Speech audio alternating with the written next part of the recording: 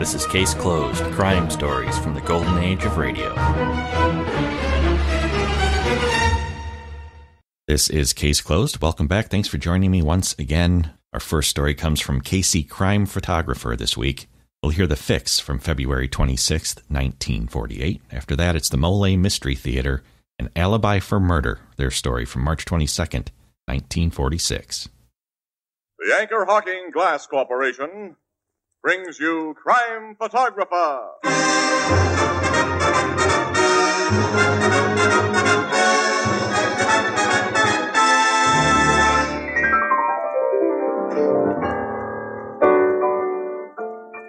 Casey, wasn't that hypnotist over at the Odd Fellas Hall really something? Yeah, he sure had some surprising stunts, didn't he? Yeah, like when he put those guys to sleep.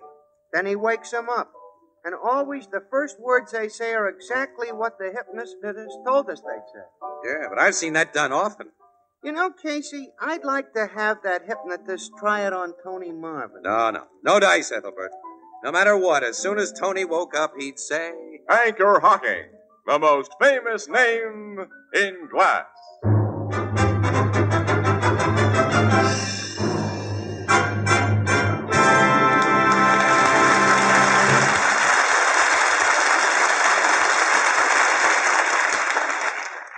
Good evening, ladies and gentlemen. This is Tony Marvin.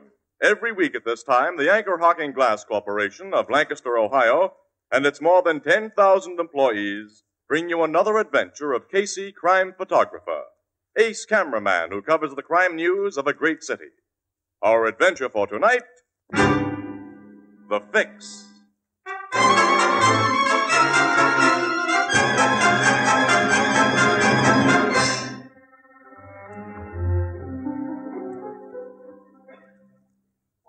Early afternoon, the Blue Note Cafe.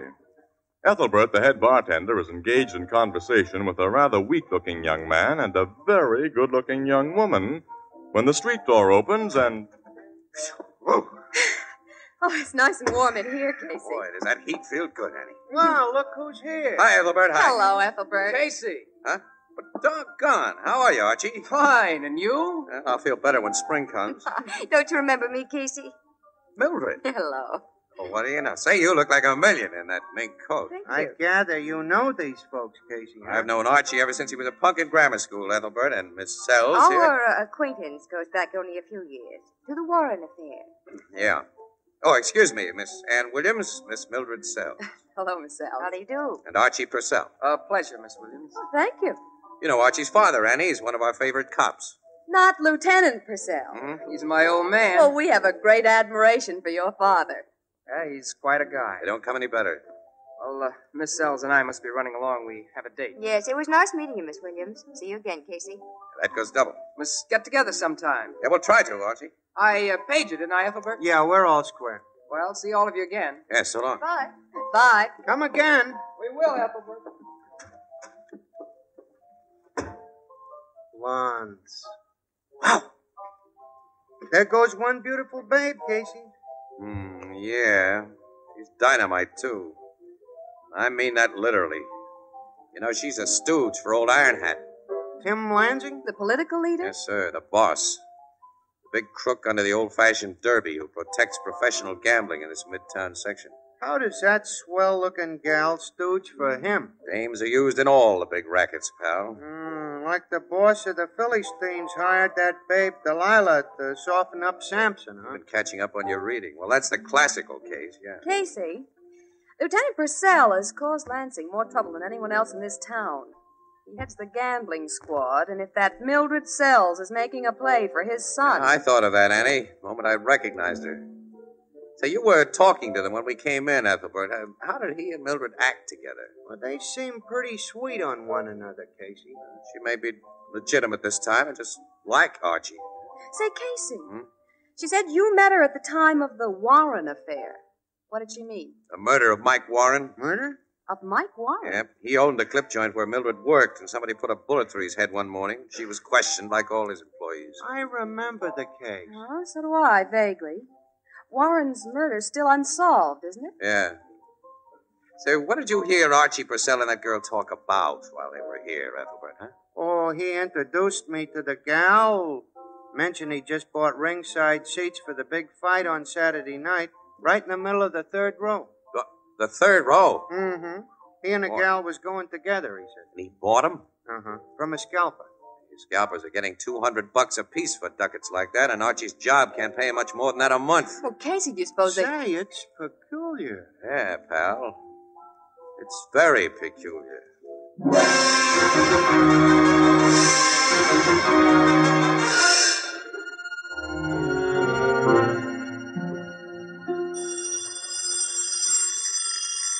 Will you answer that, Whitey?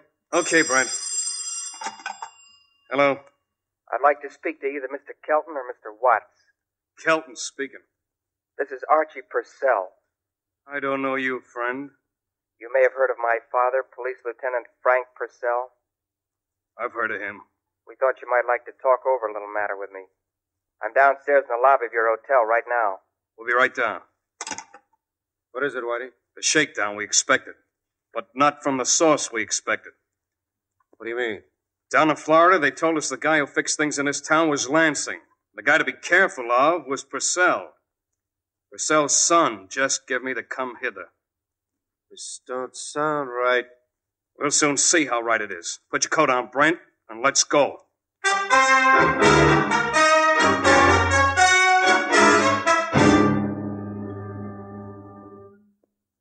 I imagine you gentlemen have convinced yourselves of my identity. You're Lieutenant Purcell's son, all right?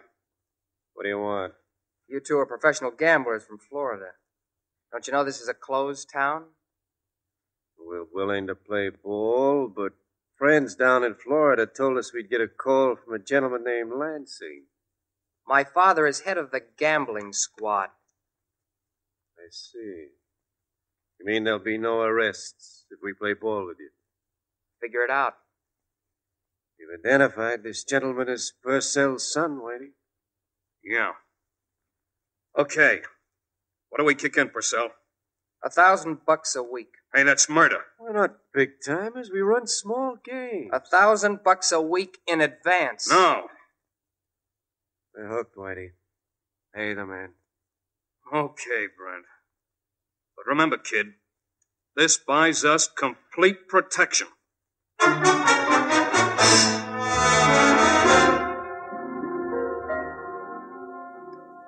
Thanks for the tip, Casey. And to you, Miss Williams. I didn't know my son was running around with this Mildred saleswoman. We're going to have a talk with Archie. Now, we may be all wrong about her, Lieutenant Purcell. I hope we are, Frank. Excuse me. Gambling squad, Lieutenant Purcell speaking. I got a red-hot tip for you, Lieutenant. Who is this? Never mind that. You can pick up 2 card shops. They're registered at the Hotel Fultonian. There's Brent Watts and George Kelton. There's a poker party going on in their suite right now. That's all. Goodbye. I couldn't help but hear that one, Frank. The old anonymous tipster. A lot of our information comes in that way, Casey. Most of it's on the level. I've got to leave you and Miss Williams. Go to work. A little surprise visit to the Hotel Fultonian? Right away. Let's tag along, Casey. Why not, Annie? Let's go.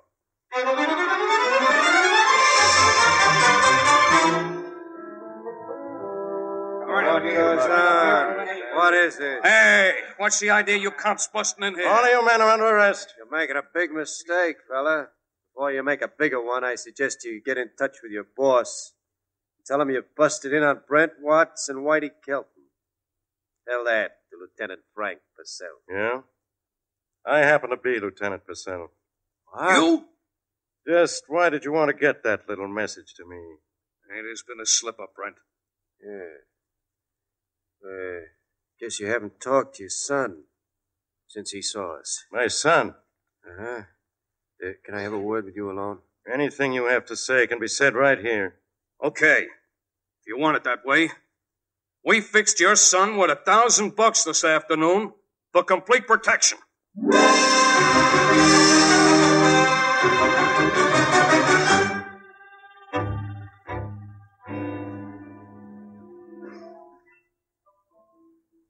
What happened to them gamblers, Casey? Lieutenant Purcell got the full story about Archie from him, then took him to headquarters and put him in cells. Archie had traded on his father's reputation to extort dough, huh? Yeah. What does he say about it? Archie, I mean. Oh, he hasn't been found yet. And Mildred denied that she knew anything about Archie's fix racket. Yeah, but the whole thing smells like old Iron Hat Lansing. One of his lawyers sprung the two guys this morning. What does Lansing get out of it, Casey? Well, he's thrown suspicion of bribery on Frank Purcell. Well, how? Purcell raided them gamblers and threw them into the cooler, which proves he wasn't protecting them like his son promised. Yeah, but a lot of people will think there was a slip-up, though, Ethelbert. That Archie neglected to tell his father. I wouldn't. On the strength of just this one instance. No, I wouldn't either, Casey. And their accusation can't be blown up into a news story. Nothing novel about racketeers accusing cops of dirty work. Last night's affair won't even get into print. Well, not as it stands now, but... Oh, there's the bar phone. Excuse me. Go ahead, answer it. Blue Note Cafe, well. Ethelbert speaking. Just a second. Your city desk, Casey. Huh? Your Oh, city great. desk. Hello. Yeah, she's here too, Bert. Haskins Memorial Hospital. Archie Purcell. Archie Purcell? We'll get there on the jump. Goodbye. Casey, what's the matter? The story will get into print now, Annie. Big print. Archie was taken to the hospital a few minutes ago after being found in an alley, beaten almost to death.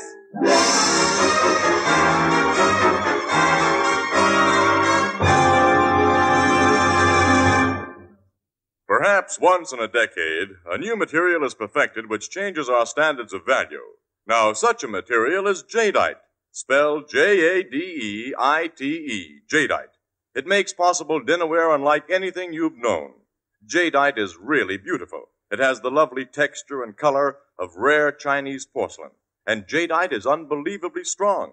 It stands up under rough handling without chipping or cracking, and is so heat-proof you can safely put it in a hot oven. Yet jadeite actually costs less than the most ordinary dinnerware. For instance, a big jadeite platter costs only 25 cents in open stock, and a 35-piece dinner service for $6 is priced at less than $5 at your favorite chain store, department store, hardware store, or other store selling chinaware and glass. A set of jadeite is a perfect gift, and it makes it easy to replenish your own supply of dinnerware. Jadeite is the newest triumph of anchor hocking. The most famous name in glass.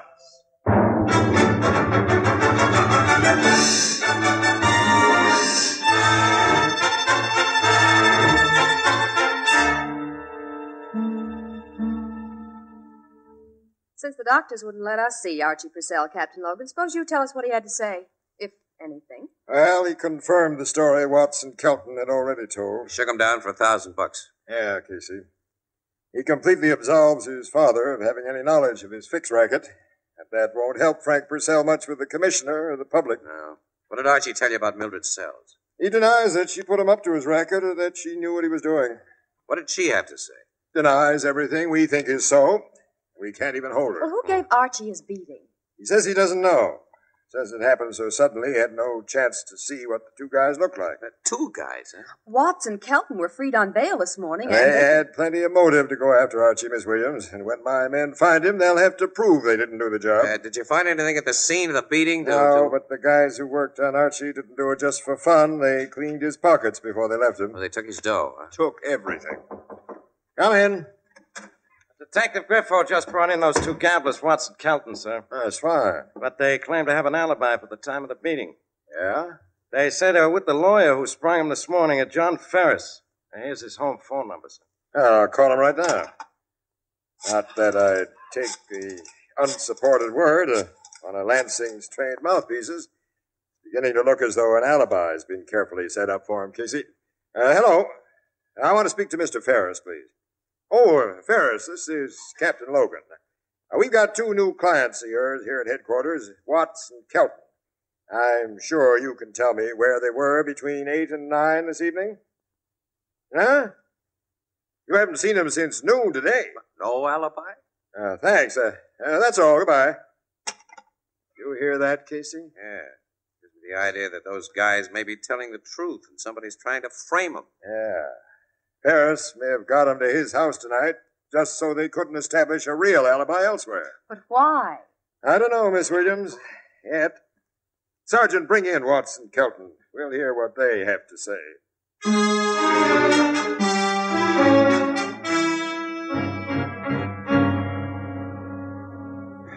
Logan. They said they'd been framed.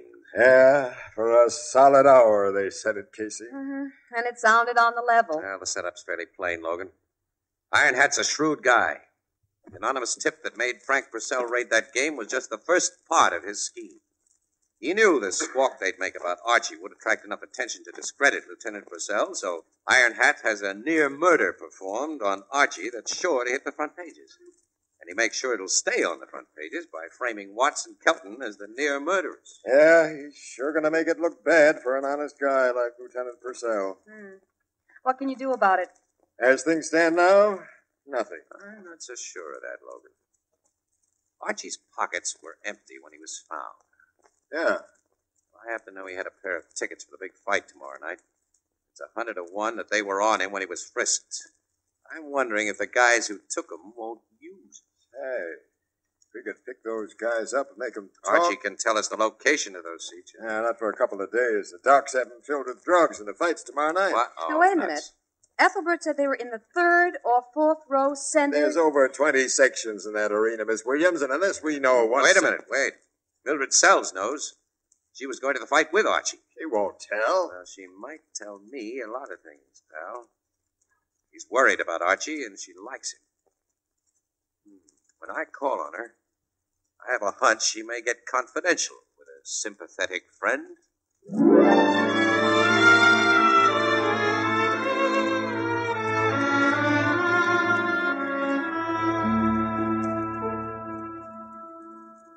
You've just come from the hospital, Casey. Yes, Mildred. Well, how is Archie?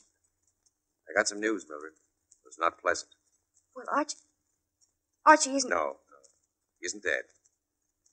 He's in pretty bad shape. Oh, no. Docs say he has a chance to pull through if he wants to. If he wants He to? realizes what he's done to his old man. He hasn't got much interest in living. I know. How do you suppose Archie got himself into this mess, huh? I don't know. Said he wanted the dough to spend on you. The cops told me that. What gave him the idea to get the dough that way? I don't know. Archie was going to take you to the fight tonight. Yeah. Get tickets for swell seats. Remember where they were? I couldn't forget. He was so proud of having gotten them. He told me over and over. Yeah. Where were they? Numbers 8 and 9 in the 3rd row of Section F. Why? Just curious. You know, Mildred, you're the only one who can save Archie's life. Casey, what do you mean? He's going to die unless it can be proven that he was just a fall guy in this fixed setup. And that he was pushed into it so his old man would be kicked out of the police department. He won't say that you had anything to do with it because he's in love with you. He's protecting you. But if you care anything about him, you'll tell me and you'll tell the cops that Iron Hat Lansing engineered this whole raw deal. If I do talk to you and the cops, Casey, I'll be arrested for murder. What? But I'm going to talk. Wait a minute, I don't I get went that. to work for Tim Lansing after Mike Warren was killed. I had to because Lansing had evidence that would convict me of the killing. You shot... No, I didn't shoot Warren. I don't know who did. But I'd written a crazy letter threatening to kill him. He and I had been friends. He'd gotten tired of it. Well, Lansing found that letter and held it over me. Yeah, that sounds like Iron Hat. About Archie, Lansing told me to make a play for him, to get him to spend more money than he could afford to. Then to suggest that he could get easy money by shaking down gamblers in his father's name. I did it. And then I fell in love with him. But I didn't know he was going to be hurt like this. I didn't know. Come on down to headquarters, kid. We'll tell all this to Captain Logan. All right, I'll get my coat. Someone's at the door. I'll see who it is. Give him a quick brush up. Yes, I will. Hello, Mildred. Mr. Lansing. I happened to be near your apartment, so I thought I'd drop in. Well, Casey. Hello, Lansing. What are you doing here? Oh, Casey and I are old friends. Oh, I didn't know that. How's the picture-taking business, son? Just about the same, Daddy, like that derby you wear. Yeah, hard hat's the only sensible hat, boy. And since you've got your hat in your hand, guess you're fixing to leave. Don't let me stop you. I was going with Casey, Mr. Lansing. He said he'd drop me off at a store. I have some shopping to do. Pretty late for shopping, Mildred. Anyway, I want to have a little talk with you. A private talk. Nice to have seen you, Casey. So long. Wait downstairs, Casey. Okay. So long, Mildred. So long. See you later, Lansing. Goodbye. John?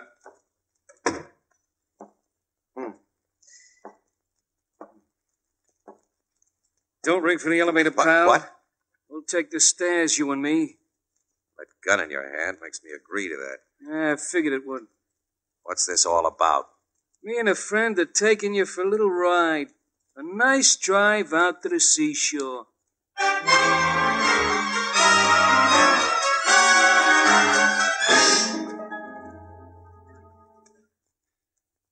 How much longer are you guys going to keep me in this beach house here? Like I told you before, Bud, we're waiting for orders. Whose orders? That's something we ain't saying. Yeah, I hope we get them orders pretty soon. I want to see that fight. Fight? Yeah, me and my pal has ringside tickets to the big scrap tonight, Bud. Ringside tickets, huh? Right down in front. Seats like that are hard to get. We didn't have no trouble. It was easy. Hey, car's driving up. Give a look out the window. Butch, He'll be bringing our orders. he's also bringing the cell dame. The Celtic. I see. Open the door for Butch. I'm doing it. Here's more company for you guys. Get in, sister. Casey! Hello, Mildred. I didn't know they had you, too. Yeah, they got me, thanks to Iron Hat, I guess. Yes, he told me he had me watched. Came to my apartment because he'd gotten a report that you were there and he was afraid I'd talk. Had him grab me in case you had. Yeah. That's enough conversation for you two. Sit down, sister, and shut up. Hey, do we bump the two of them off, Butch? Yeah, but not yet.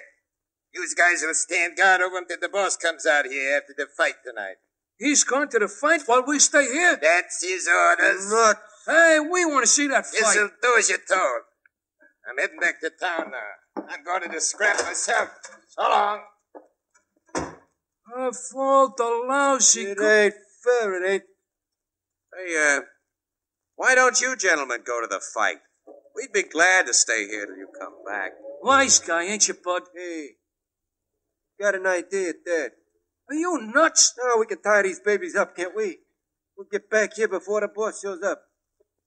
Well, I'm beginning to believe you got brains. Sure, I got brains. Hey, what if the boss sees us at the fight? He won't, because his seats are on the other side of the ring. I saw his tickets. Hey, come on, let's get to work. Hey, this was really your suggestion, fella. Yeah. Thanks. Why haven't I learned to keep my big mouth shut?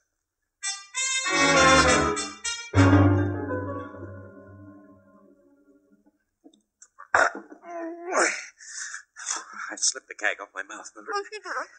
Now listen, wait. I can see your hands. They weren't as careful with you as they were with me.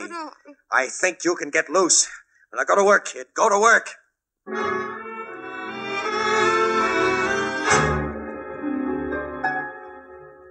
I'm free, Casey. All right, get the wire off me. That won't take very long. I only have to untie it. It isn't tied in very tight I knots. feel plenty tight. Wait a minute. Now, there. Got it off your hands. Relief. All right, I can get it off my feet. Casey. What? There's a car driving up. What do you suppose that is? Get to that window and see, will you? All right. Stop outside. Get that wire off your feet. I'm working on it right now. Casey, it's Lansing. Lansing. He's getting out of the car. He must have decided to skip the fight. Is anybody with him? No. No, he's alone. He's coming toward the door. Get that wire off, Casey. This is a tight knot. Well, untie it quick. I'm trying. Open up in there. You fellas see me drive up? Casey, quick. I'm doing the best I can. Everyone asleep in He there? may have the key if he comes in here before you get that off. Finally now. You see, he has a key. Okay, kid. I'm finally free. There he is. And here he goes. I don't like to hit old guys like you, Iron Hat, but you didn't give me much He choice. carries a gun, Casey. Get it. I've got it. Come on, Lansing, get up. We're going to drive you and your car to police headquarters. I had a feeling I should have come out here sooner than I planned, Casey. It seems I wasn't smart to come along. Nobody in your racket is smart, Lansing. Come on. We're going to the nearest precinct station. Yeah, as soon as I pick up my hat, hey, you knocked it off. Come on, pick up your derby. You look naked without it. Yeah, I'm attached to this old hat. Here's the ring. He had another gun in that hat. You take the next bullet. No, Lansing, you take it. I had your other gun, you know. Casey, you got him. You're bleeding. He only got me through the shoulder. It's not bad. No, come on, sit down. Let me stop that blood. Now, let me see what I did to him first. Pick up that second gun he dropped, will you?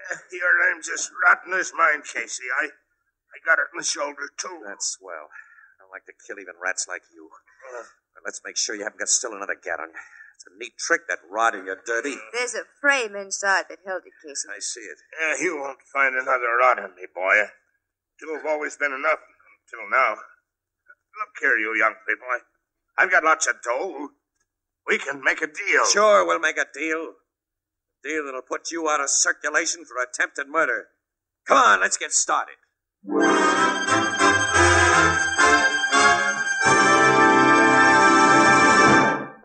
We'll join the crowd at the Blue Note in just a moment. You know, American children are the healthiest children in the world, largely because most American babies now get a good, sound start in life. Much of the credit for this is due to our American food packers who produce convenient, scientifically prepared baby foods. The young mother can now give her baby well-balanced, nourishing meals without spending endless extra hours in the kitchen. In selecting prepared baby foods for your baby, whether fruits, vegetables, soups, or meats, it's wise to insist on two things. One, a brand name with which you're familiar, and two, a glass jar. Sterile, crystal-clear Anchor glass jars can't possibly affect purity or flavor. And because you heat and serve foods in the same glass jars in which you buy them, and then reseal the jars to store leftovers, mothers save precious hours each week. Most of the better brands of prepared baby foods are packed in clean, sanitary Anchor glass jars and sealed under vacuum with easy-to-open, easy-to-reseal Anchor caps. Both products of Anchor Hocking. The most famous name in glass.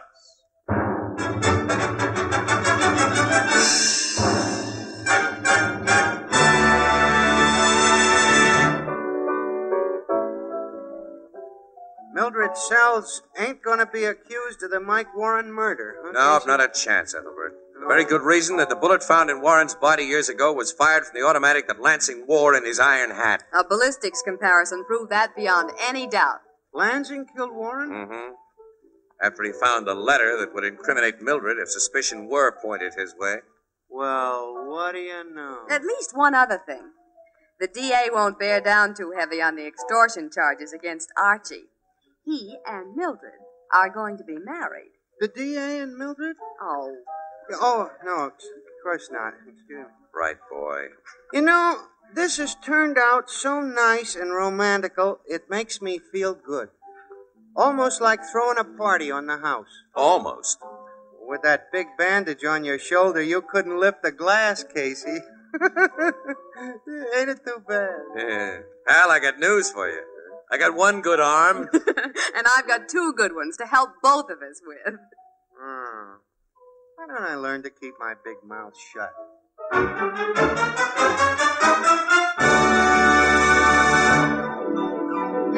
Crime Photographer, starring Stotts Cotsworth as Casey, is written by Alonzo Dean Cole. It is brought to you each Thursday by the Anchor Hocking Glass Corporation, makers of Fire King Oven Glass. Anchor glass containers, Anchor caps and closures. All products of Anchor Hocking, the most famous name in glass.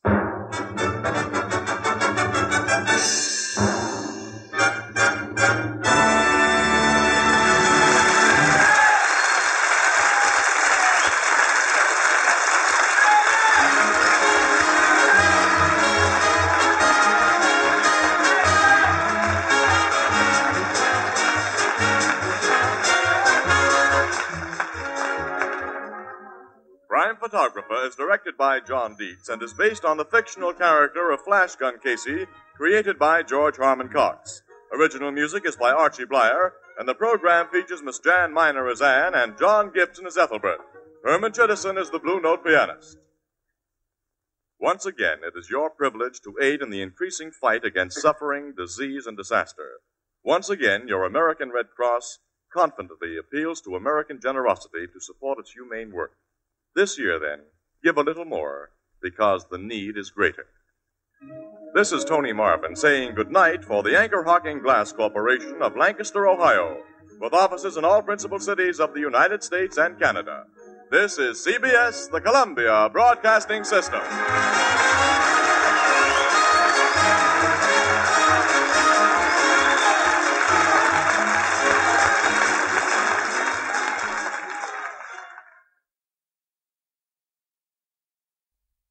And now the Molle Mystery Theater, presented by M-O-L-L-E.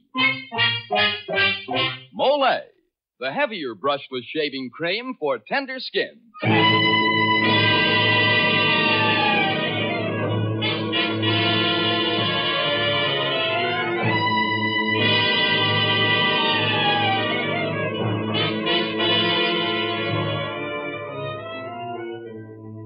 Good evening. This is Jeffrey Barnes, welcoming you to the program that presents the best in mystery and detective fiction.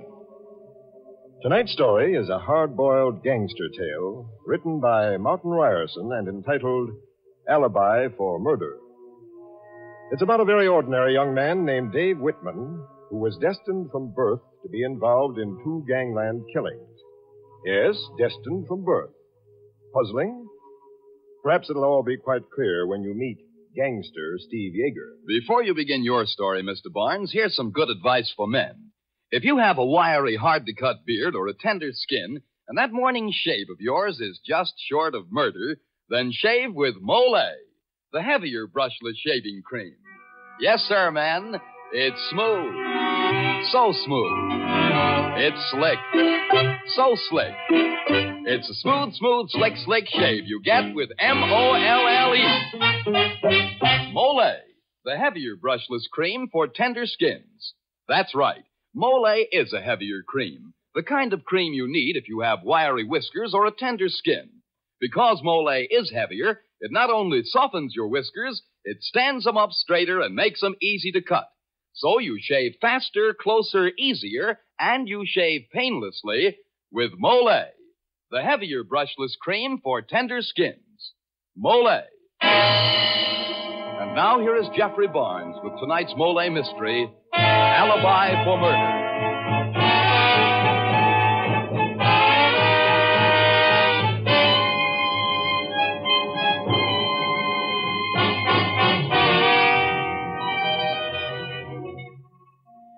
3 men stand in the windowless, ill-lighted little room in the huge warehouse. They are staring in awe at the unconscious man sprawled out on the rickety cot before them. Finally, one of the men speaks. It's unbelievable, Steve. I read about things like this, but I never expected to see it actually happen. How bad's he hurt, Doc? 1 bullet grazed the back of his head. The slug buried in his shoulder might cause trouble. He should go to a hospital. Hospital, nothing. You do this job yourself at my place. But, Steve, it's dangerous. He could die. But he ain't gonna die. You're gonna make sure he don't. Okay, Steve, you're the big boss. You know I never argue with you. Bob. Yeah. Yes, Mr. Yeager? You're sure nobody knows about him except you? Well, it happened just like I told you, Mr. Yeager. I heard the shots while I was making my nice rounds of the warehouse. I ran outside, and there he was, laying in a heap on the sidewalk. And the car that the shots came from, beating it away in the darkness. At first, I thought this was you, Mr. Yeager. Oh, you did, huh? You didn't catch the plates in the car, did you? No, it was too dark, Mr. Yeager. Okay, Pop, thanks a lot for calling me. I won't forget it. Just keep it under your scalp. Oh, don't worry, Mr. Yeager. I won't say a word. I'm sure you won't. Better get back in your rounds now, Pop. I don't want to hold you up and make you late. Okay, Mr. Yeager. You're very considerate. Good night. Oh! Steve, you shot him in the back. What's that gag about dead men keeping their mouths shut, Doc? Okay, bust things up, make it look like a robbery. Then let's get this Joe over to my apartment.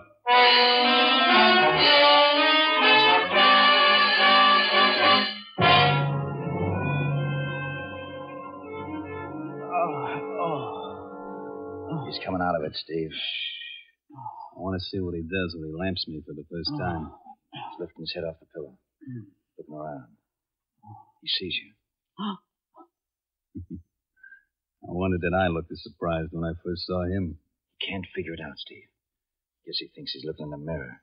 It's okay, pal. You ain't seeing things. It's us. 2 of us. 2 of us? That's right. This is me, and that's you. You and me. They made one of us first and forgot to throw away the mold. It's unbelievable. You're almost identical twins. Same height, same weight, same faces, same coloring. What's your name, pal?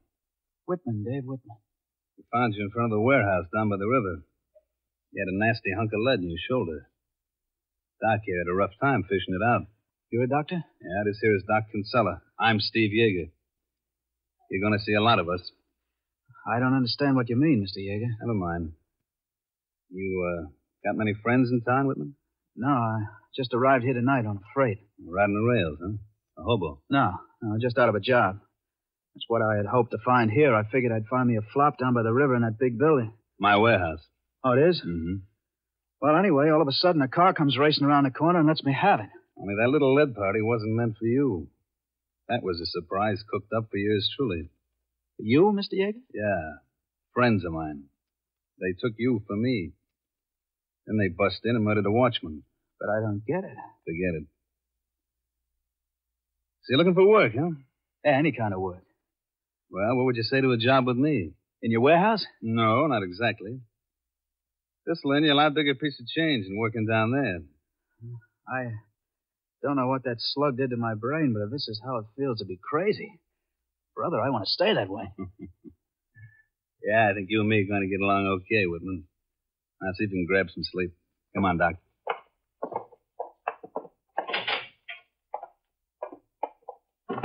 Lock the door. Why? He can't. Lock the door. Why, Steve? I don't want anybody to know I got me a spitting image. Sit down, Doc. Steve, what exactly do you want with Whitman? I want him so I can be in two places at once. There's a few things I've been wanting to attend to for a long time, Doc. Only I needed an alibi. I don't follow you, Steve. It should be simple for a guy with a brain big enough to earn him an MD. If I had a big brain, Steve, I'd never allowed myself to be handed my walking papers by the Medical Association. All right, skip it. Now, look. I don't like the kind of competition that's crawled into this town. You mean Goldie Mize? For one, Slapsy Higgins, number two. Whose gunman do you think it was the other night? Slapsy's. He goes in for that strong-arm stuff. Goldie's too wise for that stuff. I know, Steve. I heard Goldie's lining up with a lot of tin-horn politicians in town. Guys who can do you lots of harm. Which means that Goldie and Slapsy got to be discouraged, but quick. And Whitman, even though he don't know it, is going to help me do it.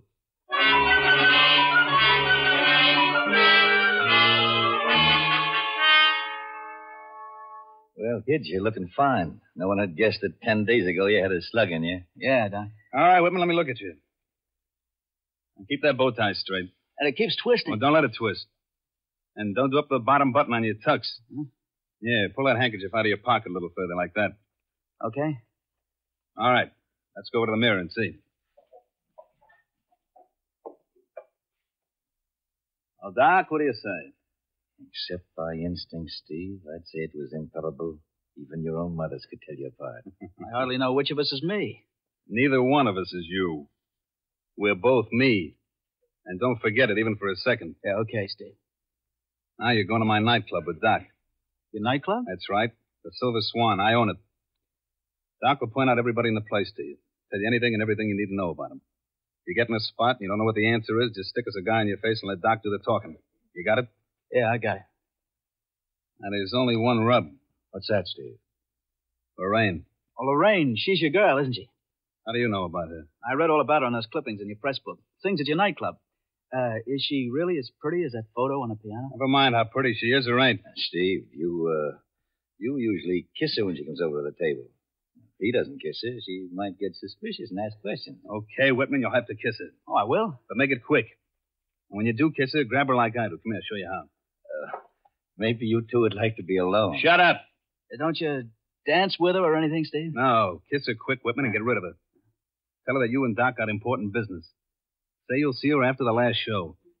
By that time, I'll be there, and you'll be back here in the penthouse again. You understand? I understand, Steve.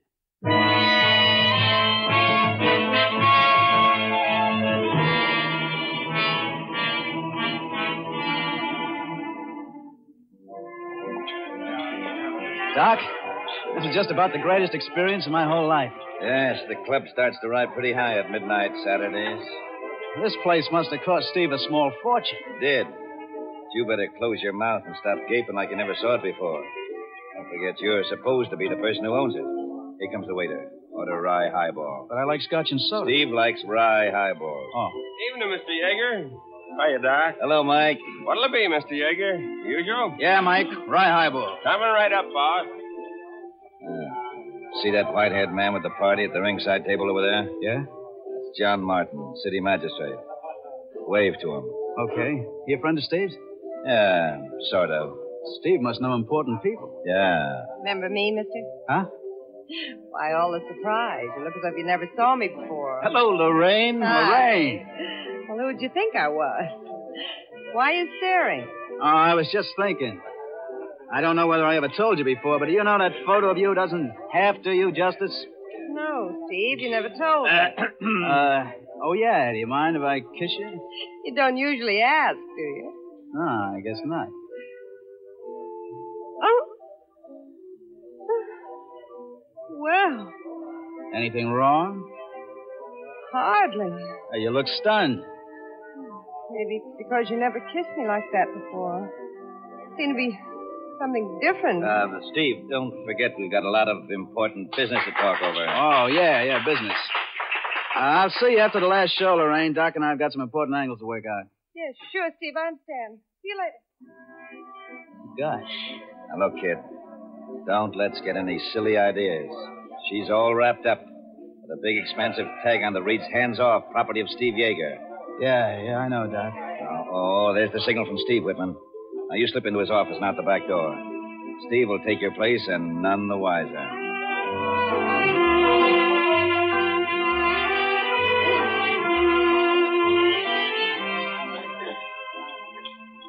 You sure nobody caught wise he wasn't me sitting at this table all the while, Doc? No one, Steve. Not even Lorraine. Hang on to your bridge work, Doc. Here it comes. Where? Through the front door. McAfee and Fennick. Yeah, the headquarters twins. Well, if it ain't my two old sidekicks, Sergeant McAfee and Joe Fennick. Grab chairs and sit down, boys. What are you drinking? Sorry, Steve, but this isn't that kind of a visit. Goldie Mize has just been bumped. Goldie Mize? Less than an hour ago, Steve. No kidding, man. Oh, that's tough. Goldie was an okay guy. What's that got to do with me? Captain got an idea in his head. He wants you brought to headquarters for questioning. Mac, I've been here in the club with Doc ever since midnight. You sure, Steve? All the time? Sitting right here at this table we were. Well, of course, except for about 3 minutes when I went into the office to write out a check. And we have everybody here in the club to prove we were here. There's John Martin, Health Commissioner Woods. They'll vouch for you? Sure. You want me to call them over? Skip it. I'll talk to them later. Sorry, Steve. Guess we made a mistake. Yeah. I guess you did.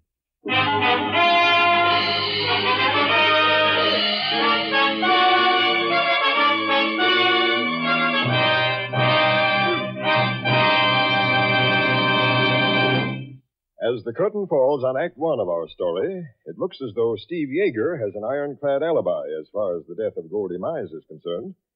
In just a moment, we'll see what the next move is. Before you continue, Mr. Barnes, I'd like to say something to our men listeners. Men, I've been asking you for quite a while now to use Molle brushless shaving cream. Well, if you haven't used it yet, why not give your beard and skin a real break and try a Molle shave? When you do, I'm sure you'll find that Molle lives up to everything I've said about it. I've pointed out that Molle is a heavier cream, and it is. The kind of cream you need if you've got a wiry, hard-to-cut beard or a tender skin. It not only softens your whiskers, it holds them up better and lets your razor breeze right through them.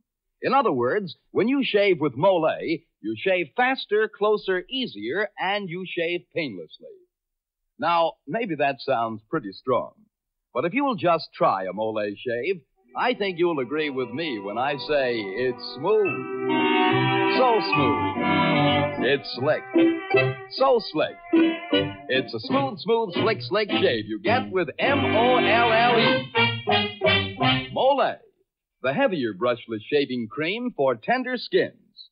Molle. And now back to Jeffrey Barnes and Act Two of Alibi for Murder.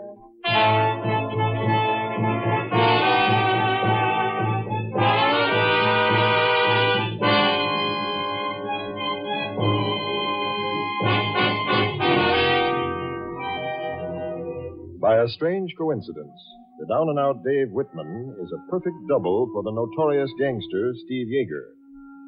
While Dave poses as Yeager in the latter's nightclub, the gangster commits a murder. Now Yeager and his sidekick Doc are entering Yeager's apartment. Did you see that McAfee's puss when I told him I was sitting in the club all the time? And how quickly you backed down when we started rattling off the names of the witnesses who saw you in the club? Yeah. Whitman, what do you call this? What? You've got your old clothes on. Clothes you had on when we picked you up. You couldn't have been taking yourself a quick run-out, Potter, Whitman. That's exactly what I'm taking, Mr. Yeager. I didn't expect you back quite so soon. There's a note in your room telling you I'm resigning the fine job you gave me. Resigning? Yeah. When I took this job, I didn't know it included murder. Murder? I heard all about it on the radio a few minutes ago. Charlie McCarthy's on the radio. You don't believe everything he says, do you? It won't work, Steve. You wanted me to take your place at the club tonight so I'd be your alibi while you killed a man named Goldie Mize. Well, that's me out. I'm through as of right now. Wait a minute, pal. You got this thing all wrong. Ah, Steve, you're the one who's got it wrong. I'm washed up. I'm gone. Stay away from that door, Whitman. Let go my arm, Steve. Sure, I'll let go. Right on your Kiss it. Okay, Yeager, two can play at that game. I wouldn't try it, Whitman. You might find a little tough opposition in this gun I'm holding. Yeah, take this handkerchief and wipe the blood off your mouth. I don't like the sight of blood. It's better. If you're smart, Whitman, you'll also get any idea you might have about squawking to the police right out of your brain. That's right. Unless you want to sit in my lap in the electric chair. What do you mean? No one would believe you and Steve weren't in on this thing together. Nobody'd ever believe you didn't know what you were doing. Doc's right. Get smart. Yeah, smart. There's plenty in this for you. Now, what about it? I don't seem to have any choice. Now, we'll work the same game Monday night. Okay. And look, Whitman, just in case you try anything, Doc's going to have a gun on you from the time you walk out this door until you get back again. Right, Doc? Check.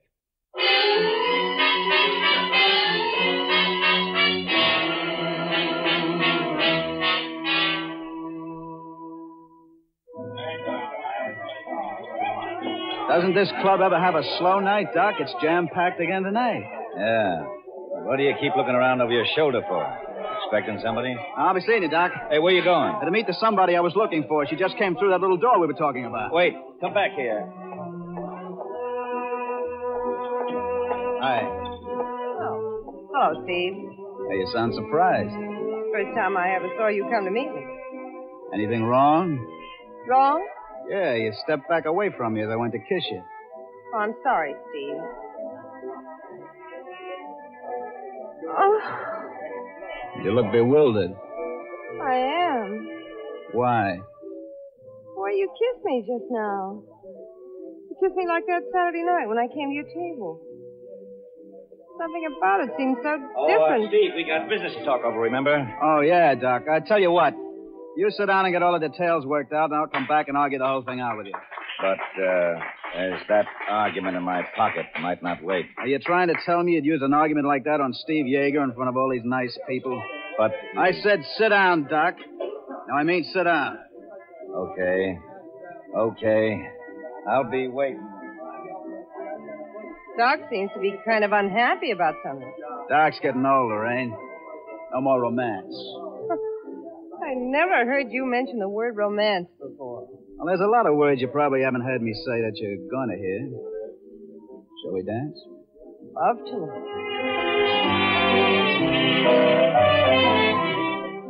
Lorraine? Yeah? I've been wondering lately. Are you really in love with a guy named Steve Yeager? That's a funny question. But now that you've asked it, I always liked your looks and type, Steve. But except for twice, I'm afraid I've never been really in love with a man inside. You said except for twice? That's right. Saturday and... Tonight? Uh-huh. I just can't explain it, Steve. I suppose it sounds kind of silly. But you almost don't seem like the same person.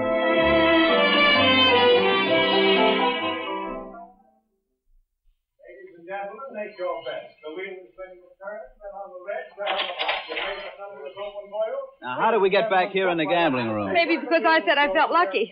How lucky? Tonight, just about the luckiest person alive. You got a quarter, lady? Could be. Why? Let me have it. We'll pool our interests. I've got a dime. A very lucky dime. I thought you never This gave. is a special occasion. Let's have the quarter. All right. Here you are. Here, you drop this lucky dime into your purse. There. But I... Come on, let's try our quarter on these slot machines. All right. This looks like a lucky machine. Here, you drop in the quarter. Okay. Now, I'll yank the lever. Oh, those little wheels are spinning just like my brain. It's all so mixed up. 4 bars. Jackpot. Oh, those quarters. Oh, there must be easily $10. Tell you what, you take these quarters to the cashier and get 1 blue chip.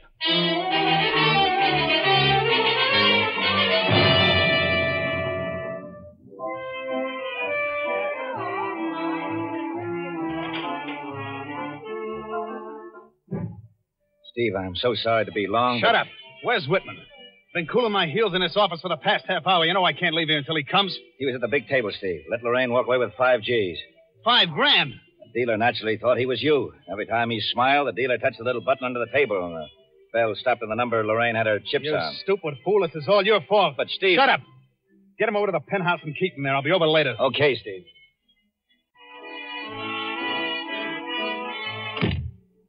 Oh, that Whitman, I'll break his neck when I get him that punk.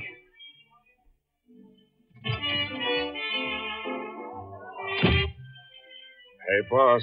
Yeah, Louis? The headquarters twins just came in. Says they want to buzz you about the murder of Slapsy Higgins. Okay. Tell Lorraine I want her in here. Lorraine ducked out a few minutes ago, boss. Where'd you go? I don't know, but she looked in awful hurry. I wonder. You wonder what, boss? Nothing. The car out back? Yeah, in the alley. Okay, Louis, I want you to drive me home. Fast.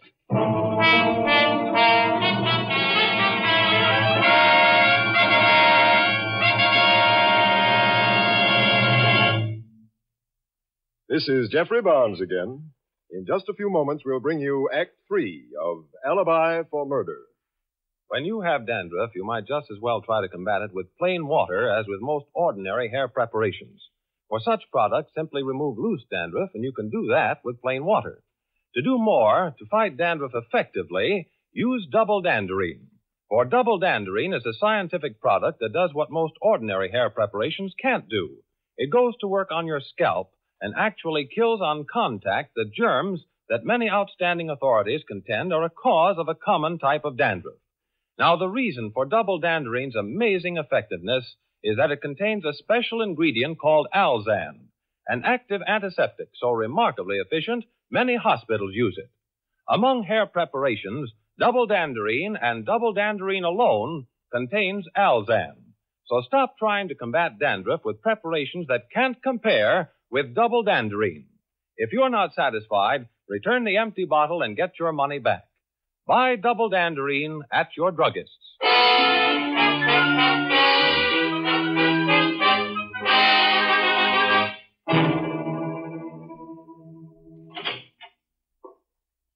Lorraine, you shouldn't have come here to the penthouse. Lorraine. And you're Suppose not Steve Steve Yeager. Oh, darling, I'm glad. I'm so glad. Oh, Lorraine, darling. I tried so many times to tell you the truth tonight, but for once Doc's right, you shouldn't have come here. Who are you? My name's Whitman, Dave Whitman. Don't say any more, Whitman. I'll warn you. Steve used me as his alibi for murder. I would have made a break for it, but I couldn't go without you. With that money we won tonight, Lorraine, I hoped we could go away somewhere and start over. You've got to go, Lorraine. If Steve finds you, he'll kill both of you. You're reading my mind, huh, Doc? Steve. Steve, I didn't hear you come in.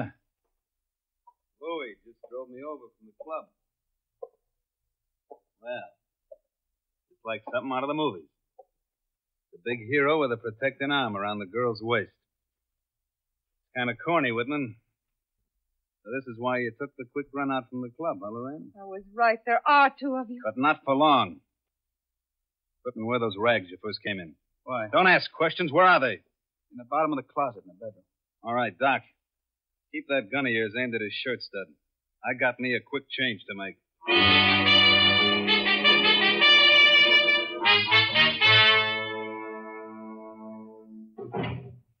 Hope I didn't keep you waiting too long.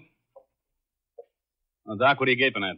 Gosh, Steve, you look just like Whitman did that first night. The clothes, everything, even your mussed up hair. Yeah. Now to dump these things. Hey, that's your wallet and credentials you're putting on the table. Won't need them anymore. Doc, I'll take your rod.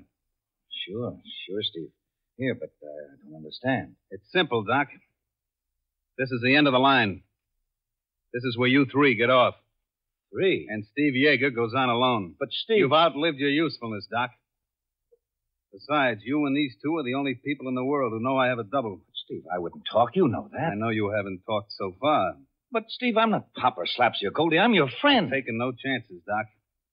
You, this two-timing dame, and the phony Steve Yeager get the lights blown out here and now. Steve, no, please. I had it figured out for a long time, Doc. You and the dame get it with my gun. Then while you're dying, you give it to Whitman here with your gun. Anyway, that's how it's going to look to the cops. You're going to make them think Dave is you? That he killed Doc? That's right.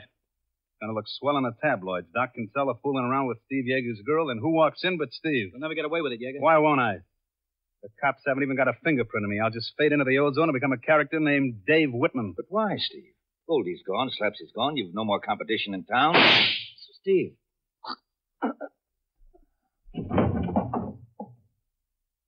Too bad. Doc wasn't a bad guy. You ain't kidding, Mac. What? Doc was the best. Louis. He's front and drop the gun. Don't be crazy, Louis. Take that rod out of my back. Drop it, I said. I don't know what you're doing, Louis. Shut up and turn around so I can look at you. All right, you satisfied it's me? Steve. And another Steve over there. Am I seeing double or something? Of course you're not seeing double. I'm Steve Yeager. This guy's just a hobo. I don't know. I'd say you look more like the hobo in them clothes. Louis, don't be stupid. I'm Steve, I tell you. Look at me. Yeah, Louis, look at us. Good. I'm all mixed up. Now, it's simple, Louis. It's just a shakedown. He found out he looked like me, killed a couple of people, and then tried to blackmail me.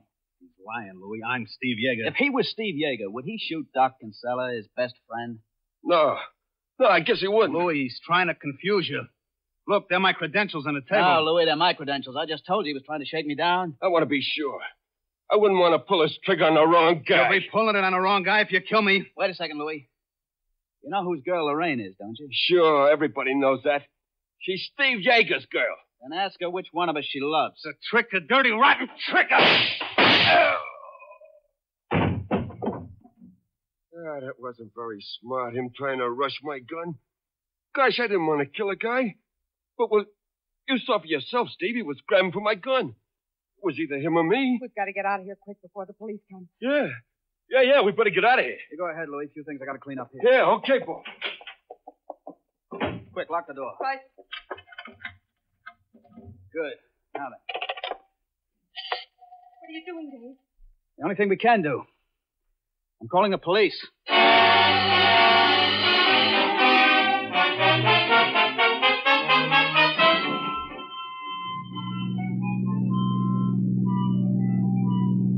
are we going, Dave?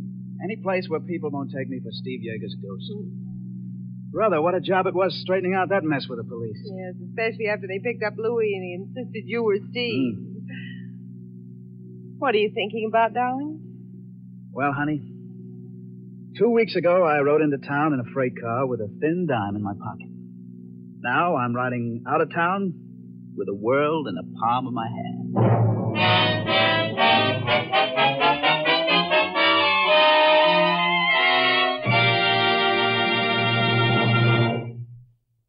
And now this is Jeffrey Barnes again, inviting you to be with us next week when we present a great study in suspense entitled The Creeper by Joseph Ruskell.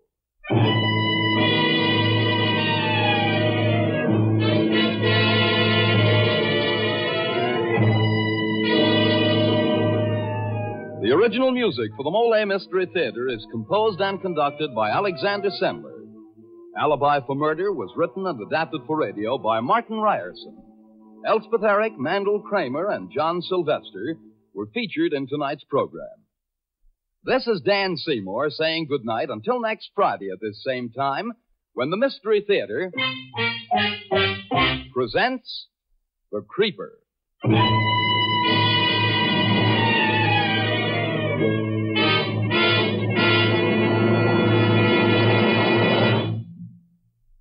Tonight's Mystery Theater presentation came to you from Radio City in New York.